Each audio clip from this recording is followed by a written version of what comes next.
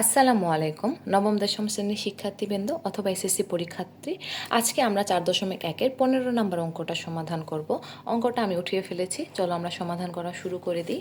দেখো, তোমাদের আমি আগে বলেছিলাম যদি কখনো বেস সেম থাকে, এখানে 3টা পার্ট আছে তাই না, তো আমরা একটা একটা করে পার্ট সমাধান করব। দেখো এখানে দেখো বেস সেম আছে, এটুকু আগে সমাধান করি, তারপর এগুলোতে যাব। বেস সেম থাকলে আমরা কি করি বলো তো? বেস সেম আছে এবং ভাগ আছে, তার মানে আমরা বিয়োগ করে দিব। পি মাইনাস কিউ, বাইরে ছিল পি প্লাস কিউ মাইনাস আর। ঠিকভাবে পরেরটাতেও যাব। দেখো পরেরটাতেও বেস সেম এবং ভাগ আছে, তারপরেরটাতেও বেস সেম এবং ভাগ আছে, তার মানে এখানে পাওয়ার কি হয়ে যাবে? বিয়োগ হয়ে যাবে। কিউ মাইনাস আর, এখানে দেখো কিউ প্লাস আর মাইনাস পি। তারপরেরটাতে দেখো বেস সেম এবং হচ্ছে পাওয়ার ভাগ অবস্থায় আছে, তাদের বেস সেম এবং তার উভয় ভাগ অবস্থায় আছে, তাহলে পাওয়ার হয়ে যাবে বিয়োগ আর মাইনাস পি, তার উপরে আছে আর প্লাস পি মাইনাস কিউ। এখন আমরা কি করব? দেখো প্রত্যেকটা এই জিনিসটা দেখো, এই পি দ্বারা একে গুণ করব, কিউ দ্বারা তারপর প্রত্যেকে গুণ করব। যেহেতু আচ্ছা, যদি এমন থাকে দেখো পি মাইনাস কিউ, তার সাথে গুণ আছে পি প্লাস কিউ মাইনাস আর, তাহলে তোমরা কিভাবে গুণ করবা? পি দ্বারা সবাইকে গুণ করবা, চিহ্ন তারপর মাঝে মাইনাস থাকবে, তারপর কিউ দ্বারা সবাইকে গুণ করবা। ঠিক এই কাজটাই আমরা এখন করব। দেখো তাহলে গুণ করা শুরু করি। কি হবে? পি আর পি গুণ করলে হবে পি স্কোয়ার, তারপর কী হবে? দেখো প্লাসে প্লাসে প্লাস, পি কিউ, প্লাসে মাইনাসে মাইনাস, তখন হবে পি আর, তারপর চিহ্ন মাঝে মাইনাস আছে, মাঝে মাইনাস দিয়ে দাও। এখন কিউ দ্বারা প্রত্যেককে গুণ করব, তাহলে কি হবে? কিউ পি, মাইনাসে প্লাসে মাইনাস, কিউ স্কোয়ার, মাইনাসে মাইনাসে প্লাস, কিউ আর। প্রথম অংশের কাজ শেষ, এবার আমরা এইটুকের কাজ করব সেমভাবে। তাহলে এক্স কমন নাও, দেখো এখানে কি হয়? কিউ মাইনাস কিউ স্কোয়ার প্লাসে মাইনাসে মাইনাস, কিউ আর প্লাসে মাইনাসে মাইনাস, পি কিউ। তারপর এখন দেখো চিহ্ন মাঝে মাইনাস আছে, এবার আর দ্বারা প্রত্যেককে গুণ করব। Q R minus R square মাইনাসে মাইনাসে প্লাস পি আর। এটুকের কাজ শেষ, এবার 3 নাম্বারটার কাজ করব। 3 নাম্বারটার কাজ করি। দেখো আর দ্বারা আগে গুণ করি সবাইকে, তাহলে হয় আর square plus P R minus Q আর, কিউ আর। তারপরে দেখো চিহ্ন মাঝে মাইনাস আছে, মাইনাস, এবার বাকিগুলো পি দ্বারা সবাইকে গুণ করব, তাহলে এখানে হবে P R minus P square মাইনাসে মাইনাসে প্লাস পি কিউ। এখন আমরা কি করব? এই যে আমরা যে গুণ করলাম, এখন আমরা দেখব এখানে যোগ বিয়োগ হয় কিনা। এই অংশে দেখব, তারপর এই অংশ, তারপর এই অংশে দেখব যে কোনো কিছু আমরা কাটাকাটি করতে পারি কিনা। দেখো এখানে পি প্লাস কিউ প্লাস আছে মাইনাস পি কিউ, আচ্ছা তাহলে আমরা এই দুটা ইজিলি কাটতে পারি। আর কোনো কিছু কি কাটা যায়? বিয়োগ যায়, যোগ যায়? যায় না। তাহলে যা আছে তাই এখন লিখে ফেলো। P square minus P R minus Q square plus Q R. এবার সেকেন্ড পজিশনে চলে যাও। সেকেন্ডে দেখো কি কি কাটাকাটি যায়, এখানে কি কাটাকাটি যায়?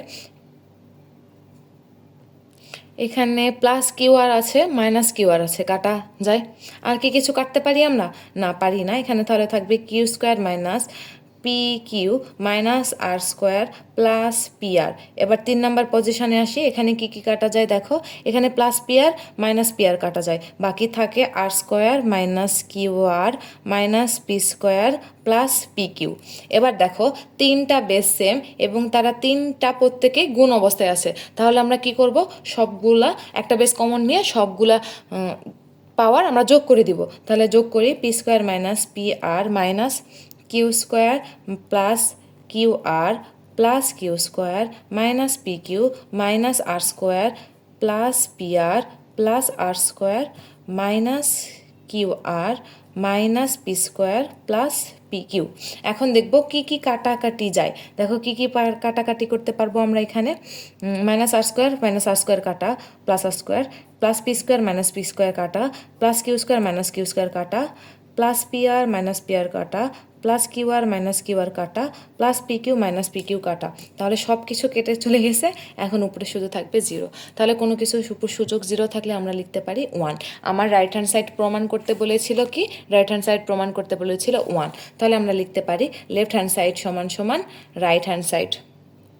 রাইট হ্যান্ড সাইড এটাই হইতেছে প্রমাণিত, প্রুভড। তারপর নেক্সট অঙ্কটা কত? নেক্সট অঙ্ক 16 নাম্বার।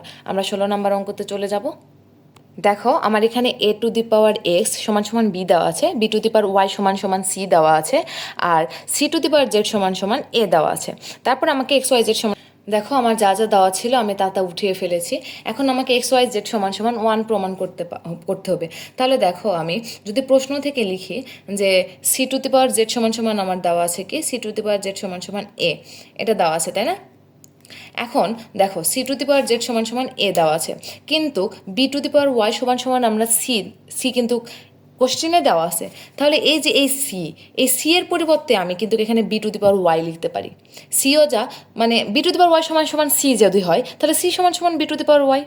তাহলে এই সি এর জায়গায় আমি B to the power Y লিখতে পারি, B to the power Y. উপরে পাওয়ার জেড ছিল জেড, যা ছিল তাই।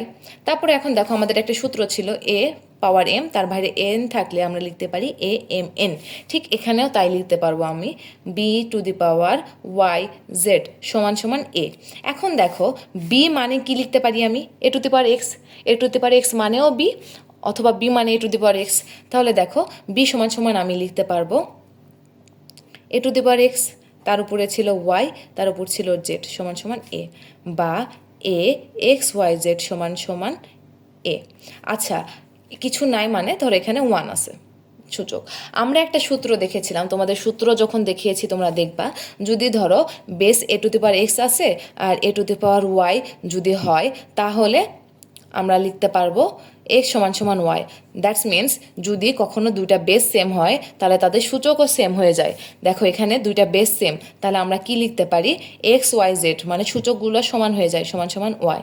আমাকে প্রমাণ করতে বলেছিল এক্স ওয়াই জেড সমান সমান ওয়াই, দেখো আমার প্রমাণ হয়ে গেছে।